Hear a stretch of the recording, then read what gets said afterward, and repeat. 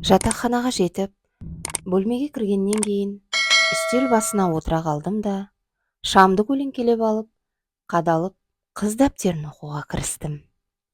Дәптердің алғашқы бірнеше бетіне апамның айтқандары деген тақырыппен Меңтайдың бағанағы оқығандары тізілген екен.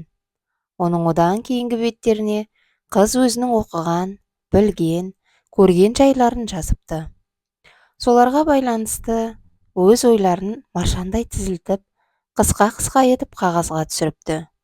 Біткен әр ойдың арасын сызықпен бөліп тастап, кей жазбаларына жеке-жеке ат қойып, рим цифрларымен тараулатып отырыпты.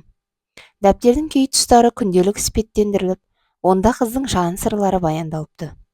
Мен ол беттердің бәрін дастархандағы тәттінің бірінен соң бірін сұрап, қол созған баладай болып, бас алмастан оқи бердім. Таң ағарғанша тапжылмастан отырып, мен Меңтайдың дәптерінен мыналарды оқып шықтым. Құлақтан кірген өтірік пен өсек ғашықтардың жүрегінің төріне тас қорған боп қаланады.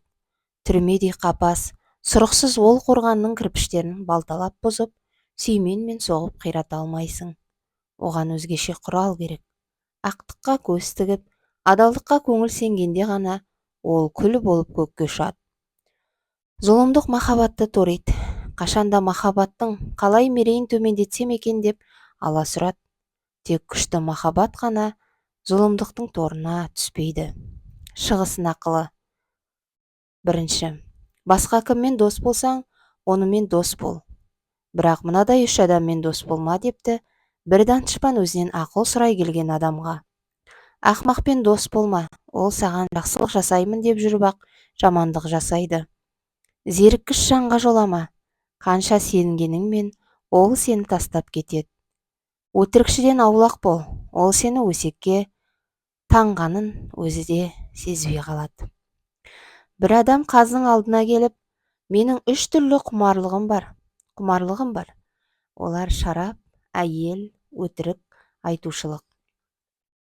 Осы үшеуінің қайсысын таңдасам екен депті.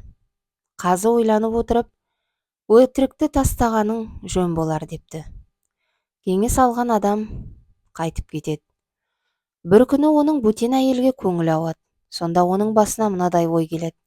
Іс аяғын асырға шауып, қазыға барсам, ол менен басқаның әйелін аздырғаның рас па деп сұрайды. Иә десем, жазаға ұшыраймын. Жоқ десем, өтірікші боламын.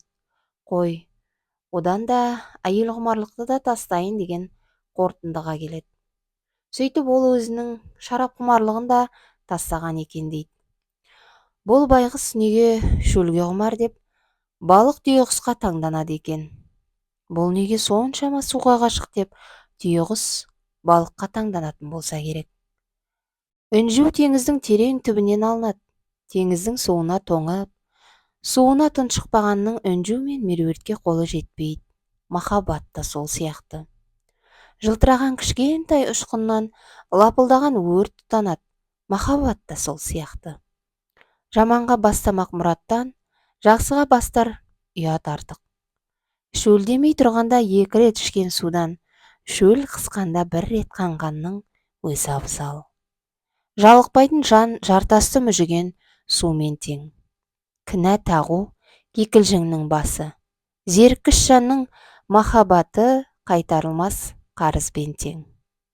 Соқырдың көзі көрмесе, күнде қанша жазық бар.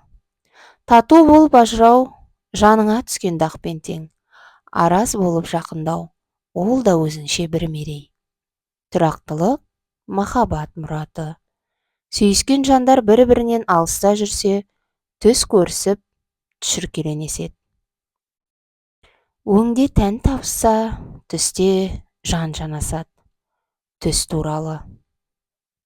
Ғашықтар көретін түстің 4 түрі болады. Біріншісі, сүйгені тастап кеткен ғашық түсінде сүйіктісімен жақындап, қайтудан татуласып жүргенін көреді.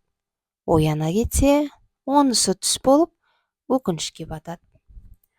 Екінші, сүйгені жақында, бірақ араларында әлде бір салқын жүрген ғашық түсінде сүйгенінің өзін тастап кеткенін көріп, қатты өкініп, кейде өксіп жылап оянады. бұл оның солай болып кетпесе игі еді деген ішкі ойының жалғасы. Үшінші сүйгенінің үйі жақын жердегі ғашықтың түсіне ол алыстап, аулақтап кеткен боп көрінеді. Бұған қатты қиналып, үрейлене оянған ол бұл түсі екенін, ғашығының ешқайда кетпегенін біліп, ух деп өз-өзінен қуаныш табады. Сүйгеннен алыста жүрген ғашық түсінде оның қасында болып шығады. Екеуі қосылып, қуаныш, рахат табады. Ал ояна келгенде оның бірі де жоқ болып шығады да, бұрынғыдан да күшті қайғы мен қасіретке батады. Ұстамды әйел мен ұстамды еркек күлге көмулі қоламтаға ұқсайды. Олар күлді аршып, өздеріне жақын келген жанды ғана күйдіреді.